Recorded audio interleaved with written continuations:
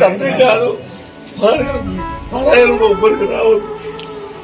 ఏదో దాన్ని ఏమై చేస్తున్నాడు నా కొడుకు.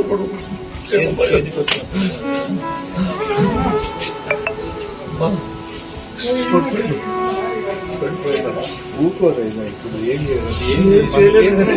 మీరు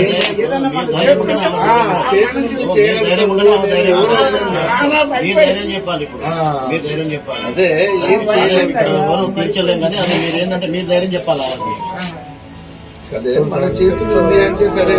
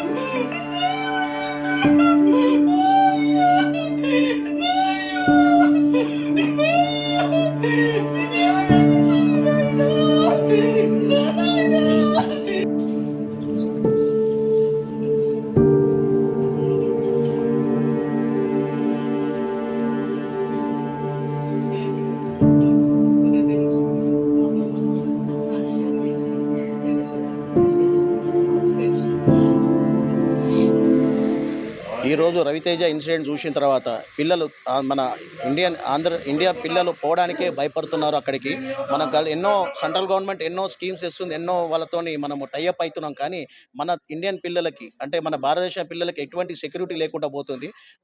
సెంట్రల్ గవర్నమెంట్ ఇమీడియట్గా వాళ్ళతోని బిజినెస్ టైఅప్స్తో పాటు ఇవన్నీ చేసుకోండి, మంచి కార్యక్రమం. కానీ ఇక్కడ ఇండియన్స్ పిల్లలకి స్పెషల్ సెక్యూరిటీ తీసుకొని వాళ్ళకి ఇట్లాంటిది గన్ కల్చర్ అనేది పిల్లలకి ఎటువంటిది కాకుండా చూసుకోవాలని చెప్పి సెంట్రల్ గవర్నమెంట్కి విజ్ఞప్తి చేస్తున్నాను. స్టేట్ గవర్నమెంట్ ద్వారా సెంట్రల్ గవర్నమెంట్కి విజ్ఞప్తి చేసి దీన్ని ఫర్దర్ ఇట్లాంటి వాటి పునరావృతం కాకుండా చూసుకోవాలని చెప్తున్నాను. ఈరోజు మార్నింగ్ రవితేజ అనే స్టూడెంట్ మన దగ్గర ఎంఎస్ చేస్తానికి వెళ్ళాడు, అక్కడ హైదరాబాద్ నుంచి ఆర్కేపురం నుంచి. ఇవాళ మార్నింగ్ ఒక గన్ కల్చర్ వాళ్ళు నల్ల జాతి వాళ్ళ చేతిలో చనిపోవడం జరిగింది. వాళ్ళ పేరెంట్స్ కూడా మదర్ కూడా సరిగ్గా తెలియదు, ఫాదర్కి తెలిసింది ఇప్పుడే. మనం ఏమంటున్నామంటే ఇట్లాంటి కాకుండా పునరావృతం కాకుండా మీ మీడియా ద్వారా స్టేట్ గవర్నమెంట్ అయితేంది సెంట్రల్ గవర్నమెంట్ ఇమీడియట్గా బాడీ తీసుకురావడానికి చొరవ తీసుకోవాలి మేము మీడియా ద్వారా తెలియజేస్తున్నాము. ఇట్లాంటి కల్చర్ కూడా సెంట్రల్ గవర్నమెంట్ ఇమీడియట్గా యాక్షన్ తీసుకొని ఇట్లాంటి పిల్లలు చదువుకోవడానికి పేద పిల్లలు ఎంతోమంది చదువుకోవడానికి యూఎస్కి వెళ్తున్నారు.